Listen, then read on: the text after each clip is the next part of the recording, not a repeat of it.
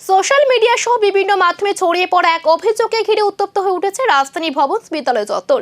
অভিযোগ, বিদ্যালয়ের এক শিক্ষক এক ছাত্রীর সঙ্গে অসামাজিক আচরণে জড়িত। অভিযোগকে কেন্দ্র করে চাঞ্চল্য ছড়িয়েছে ভবন বিদ্যালয়ে। বিদ্যালয়ের এক শিক্ষক নাকি এক ছাত্রীর সঙ্গে অসামাজিক কাজে জড়িত ছিলেন। এই ঘটনাকে ঘিরে বৃহস্পতিবার স্কুলের সামনে বিক্ষোভ প্রদর্শন করে এবিভিপি ছাত্র সংগঠন। অভিযুক্তের বিরুদ্ধে দ্রুত কড়া ব্যবস্থা নেওয়ার দাবিও তুলে ধরেন। এদিকে এই পরিস্থিতির গুরুত্ব বুঝে চাইল্ড কমিশনের তরফ থেকে পদক্ষেপ নেওয়া হয়। চেয়ারপারসন জয়ন্তী দেববর্মার নেতৃত্বে একটি প্রতিনিধি দল বিদ্যালয়ে গিয়ে পরিস্থিতি পর্যালোচনা করে এবং স্কুল কর্তৃপক্ষের সঙ্গে কথা বলেন। চেয়ারপারসন জানান, অভিযোগের বিষয়টি অত্যন্ত গুরুত্ব সহকারে দেখা হচ্ছে। যদি তদন্তে অভিযোগ সত্য প্রমাণিত হয় তাহলে বৃহত্তর এবং কড়া পদক্ষেপ গ্রহণ করা হবে। তবে এখনো পর্যন্ত প্রশাসনের তরফে কোনো চূড়ান্ত রিপোর্ট সামনে আসেনি।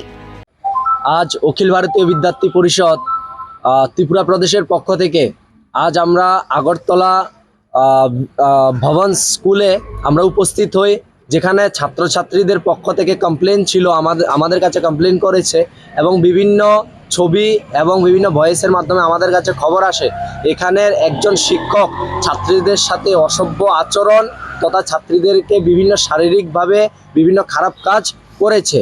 যার কারণে আমরা বিদ্যার্থী পরিষদের কার্যকর্তারা যখন আমরা স্কুলে আসি এবং প্রিন্সিপাল মহাশয়ের সাথে যখন আমরা দেখা করার জন্য বলি, উনি দেখা করতে চাননি আমাদের সাথে এবং কথা বলতে চাননি।